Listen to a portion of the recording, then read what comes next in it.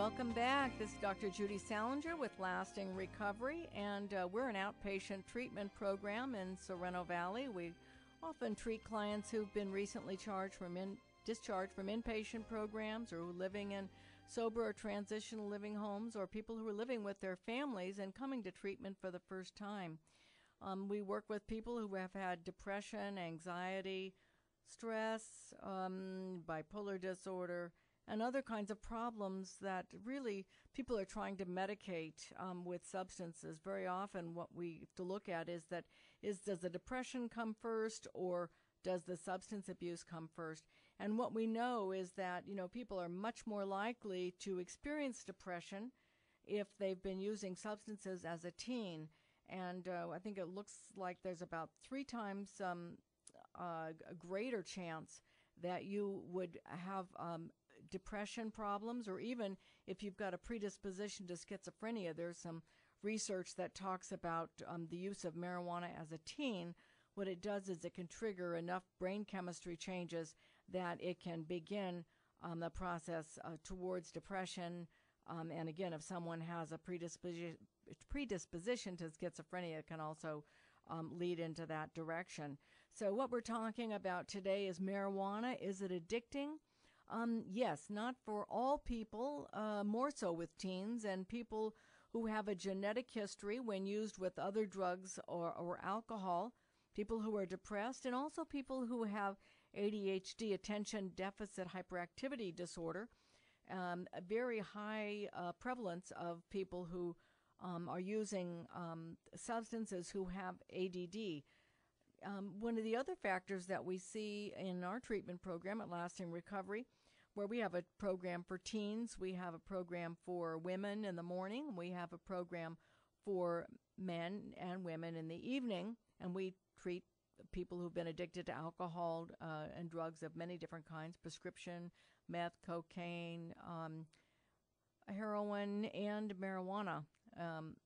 Is that we find that the chances of people getting better, people starting their life over, getting on the right track is really great. We find that, relationship problems can be resolved, conflicts that have been focused on, for a number of years can actually just begin a healing process when someone gets into recovery.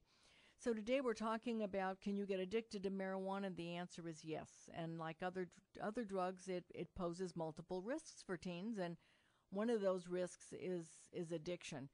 And addiction involves both a psychological and physical components. And what this means is that you find yourself using more marijuana maybe than you planned. For example, using more on a single occasion or more than you thought you would. So in other words, what happens is that you start feeling out of control. And this feeling of out of control is something that, whether it's marijuana or even alcohol, when you start to feel out of control, you try to be more conscious about it and try to control it more, which then creates additional problems, because once that process starts, your brain is starting to change. You can promise yourself perhaps that you're not going to use anymore, or that you won't use so much or so often, and then you find yourself back using at the same or greater greater rate than before. And you can notice that the process of getting pot, using it, being high, is taking more of your time each week, and you stop doing things that you used to do, like sports or other activities. I know that, a lot of times people have sober friends, but they don't necessarily hang out with them, or maybe kids who have never used substances, but they find themselves hanging around with friends or associates that use substances so that they can become more involved in using the drugs on a more daily basis. And people can find that you need more marijuana, for example, to get the same high, or find that the same amount just doesn't produce the same effect that it used to do. And what we call this is developing a tolerance to a drug. And so, for example, somebody could have a couple of hits on a marijuana cigarette for a short period of time, for example, let's say 3-6 months or so, And pretty soon, you have to have a whole joint. Then you have to have 2 joints a day. Then you have to have 3 joints a day. So we call this developing a tolerance to it. With drinking, it can show up that, you have 1 drink and you're fine. And pretty soon, somebody that has a predisposition to be addicted will not be able to be satisfied with 1 drink. They want 2, 3, and pretty soon the compulsion goes on and they have to have more. They can't stop.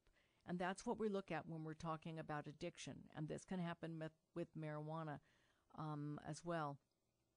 So if you smoke pot frequently or multiple times per week or per day, you can notice that when you stop, you can feel irritable, nervous, restless, perhaps have some sleep problems or loss of appetite, and maybe even feel depressed, And these are withdrawal symptoms that have been associated with quitting marijuana. So when we say, is it addicting? Yes, it can be. If you have a predisposition in your family to have addictions, when we look at some of the other factors are, what's the stress like in the, in your family system? Are your, as a family system, if we're talking, to adults here, are you and your spouse going through a divorce? If you're going through a divorce, look and see what's going on with the kids, because I can pretty much tell you that those kids are going to want to medicate the emotions that they're having, particularly if a divorce or a separation or an affair is going on when the kids are teenagers. You'll find that they will be, paying less attention to you, and they will be much more involved in smoking pot and drinking to deal with their feelings around the separation of the family. And we see this very common problem that when kids are coming in for treatment, of which 80% of kids go to treatment for marijuana dependence, is that we see a very high percentage of those kids are coming from families where there's an active divorce, or there's been an affair, or there's been, a divorce and a pretty quick remarriage, or somebody, gets with another partner, and the kids get lost in the shuffle here, and that creates more stress, anxiety, depression, loss, and it is very easily fixed with marijuana, at least for the short time. What you want to know is that teens appear to also to be somewhat at risk statistically for developing dependence on marijuana, more so than adults actually, because of the stage of a teen's brain development, which makes them more vulnerable. Now, we're not quite sure why teens are more vulnerable, but they do have this part of their own sort of psyche, which is that they feel invincible, they have this rebellious streak, and their impulsivity, which is a normal part of their development. But what happens is when they do use the substances, these behaviors get much more entrenched in their lifestyle. And then, they have the environmental influences such as peers or friends that get high. And, some teens are struggling to fit in socially. Another reason why teens use substances, and particularly they start off with marijuana, is they're curious, and they want to fit in. And then they realize that, well, this really helps. I don't feel so much pain, and I feel kind of happy the first time. And so they end up wanting to continue to smoke and hang out with these friends, despite the fact that it's creating problems with the family. Now, as a family member, you might begin realizing that, it's affecting you by, you see the sneaking, the lying, you see the behaviors, but you begin to see their defensiveness, their reaction to you and their denial. Now, that can be a very normal reaction as someone is starting to get more dependent on it, and sometimes parents get confused because is this normal teen development, or is this part of the substance use? So here, I'm Dr. Judy Saalinger here with Lasting Recovery. When we're talking about marijuana, is it addicting? We're talking about use, abuse, and dependence. The Office of Lasting Recovery, we're an intensive outpatient substance abuse treatment program located in San Diego. And our phone number is 858-453-4315, and we're at lastingrecovery.com. That's LASTING recovery, RECOVERY.com. First of all, in order to find out if you or someone that you love smokes marijuana, then and it's becoming a problem, there's some questions that you might want to ask yourself. And the first one here is, has smoking pot stopped being fun? When you think about the first time you smoked it, I know that I remember playing solitaire with a group of friends in Berkeley in the early 70s, and or actually it was the late 60s. Anyway, it was fun.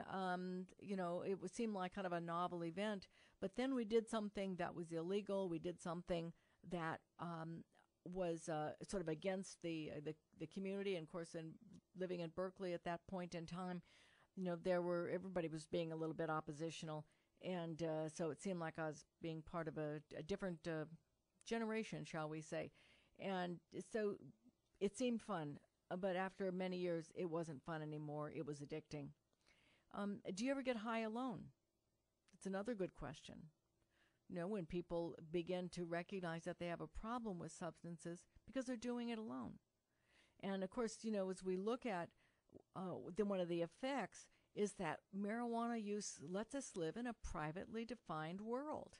In other words, if you have ever observed yourself or other people who are smoking marijuana, if you go into a group where they're smoking marijuana, everybody's in their own privately defined world. If you go into another place where people are drinking, they're being much more social.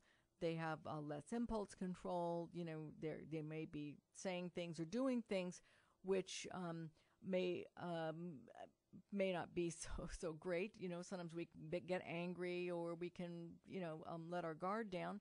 That sometimes is fun, but can get out of control. But however, with marijuana, if you're just seeing marijuana use, what you're seeing again is that people are living in their privately defined world. Another question that you might want to ask yourself: do you find that your friends are determined by your marijuana use? What I find is that, when people come in for treatment, they say, well, I have my using friends and I have my sober friends. And when they come in for treatment, they begin reconnecting with their sober friends. And so, for a lot of us, we've had these two worlds that we live in.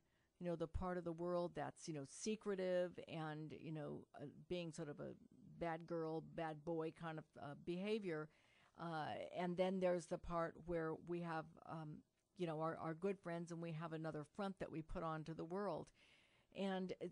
But it's that conflict. It's that continuous sort of split in our personalities that can contribute to a lot of repressed anger. It can, lead to a lot of compromise in your value systems, as well as a compromise in your brain chemistry.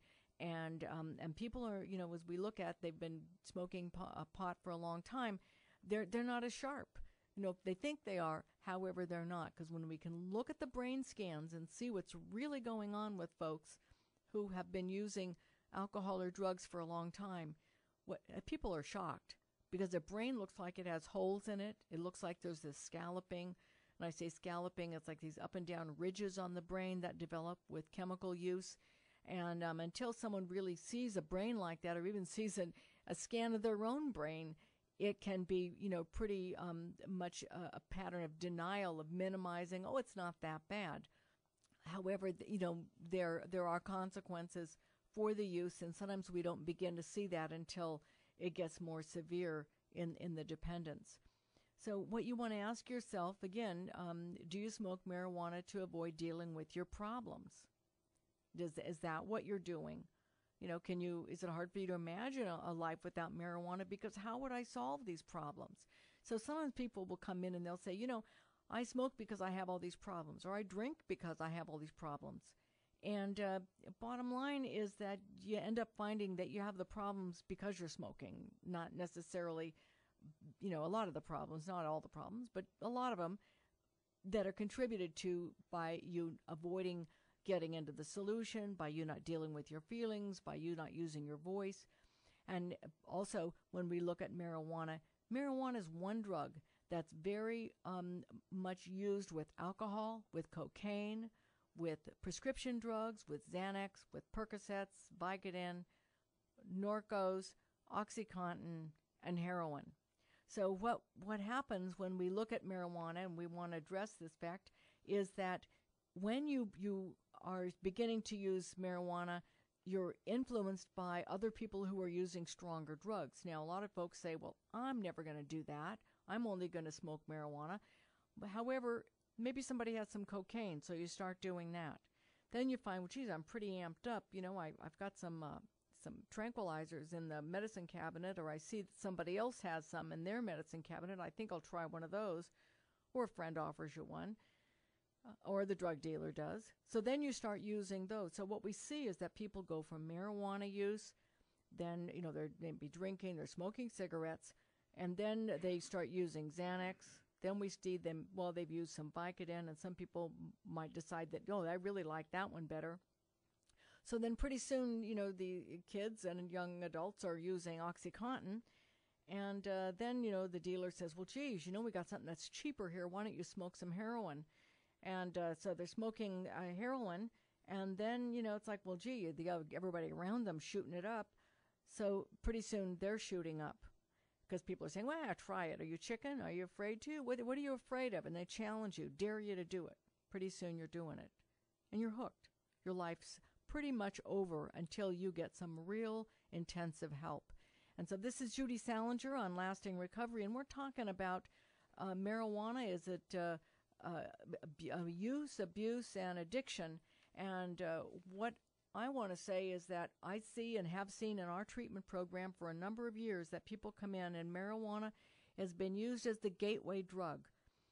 Just to see marijuana dependence, we see it just pretty much straight dependence with adolescents.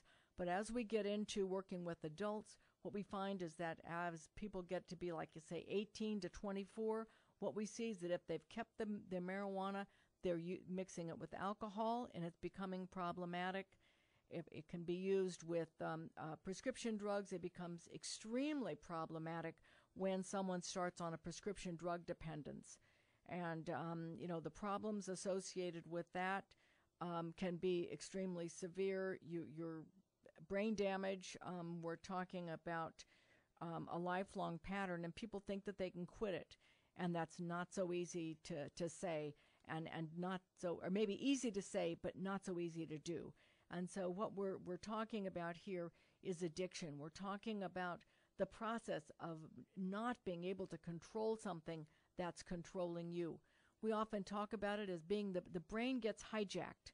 And the brain gets hijacked because you've developed some patterns in your brain chemistry that want the drug and want the drug above anything else. And so again, my name is Dr. Judy Saalinger. I'm here with Lasting Recovery and talking to you today about how do you find freedom from alcohol and drug dependence. And we're talking about marijuana. Marijuana is the gateway drug, and we're talking about how it leads into other kinds of problems. And so if you're only smoking marijuana, then, it's I would encourage you to take a look at it. Ask yourself, what are the benefits? Am I really doing it because I choose to? What would happen if I had maybe 90 days of not using it? What would be different? How would I get by if I had 90 days of not using this marijuana? First of all, I'd save some money. Second of all, I might improve my relationships, and I can tell you that when someone is not under the influence of marijuana, they're much more able to connect emotionally with people. They're much more able to deal with problems. Their communication increases. But sometimes what happens is that if we don't get treatment, then we can pick up another substance and say, well, I'll just have a drink instead. Or I'll just have a Xanax. That won't hurt me. But if you're looking towards a mind-altering substance to solve your problems, I can guarantee you that it doesn't work over the long haul. It just adds to more problems in your life. A lot of divorces have to do with people using substances. When we look at, the substance use in families, over half the population have been influenced by someone using alcohol and drugs in their lives and in their relationships. And it's the cause of a whole lot of problems. And, marijuana is one of the problems that we talk about, again, as a gateway drug. So if it's happening in your family and you see it with your child, then maybe you really need to get some help to intervene with your child, because they're going to be going on to other substances if they have a predisposition to be addicting. So, each year thousands of people will seek help for using marijuana, because they get to a point in their lives when they realize that it's time to change. And again, how do you know when that point is coming? When has it arrived? Ask yourself, do I smoke pot to deal with my feelings? Do I let marijuana or other drugs define a private world for myself? Do I ever have ideas that, while I'm loaded, and then the next day I never follow through with them because I've been in, again, this altered reality, and I lack the motivation for follow-through? Has my work decreased, the quality of my work, my productivity? Has your kids' grades gone down? Has it caused problems with memory, concentration, or motivation? So, there's a lot of different signs that people can look at when they begin recognizing that marijuana can be a problem for them. So, some of these things, we think that it can help people to relax and enhance social situations, or even to manage pain. Well, I can tell you, from having had a chronic pain disorder and smoking pot all that time, it did no good to reduce the symptoms of pain. It merely minimizes the emotions that you're having for a period of time, but then the pain becomes the trigger for more drugs. The tragic thing that I see when I see an adolescent come in who's 16, 17 years old smoking pot, and I say, well, what do you want for your life? What is it that you really want to be able to do?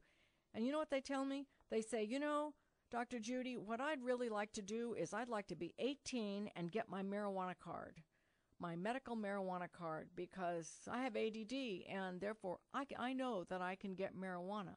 Well, that's what they can think about. They think, well, gee, I'd like to work in this growth industry of marijuana. And, what we're seeing is that, that might be one option for people. But if you have a conflict about it, if your family has conflict about it, and, it's maybe not the best choice for you. So I think of a couple of these kids who really are very bright young people, and they really can see other options for themselves other than having a life that's obsessed and preoccupied with the use of marijuana. This is Dr. Judy Saalinger on Lasting Recovery, and we'll be right back talking about marijuana. Is it addicting? At Lasting Recovery at lastingrecovery.com. Thank you. We'll talk to you soon.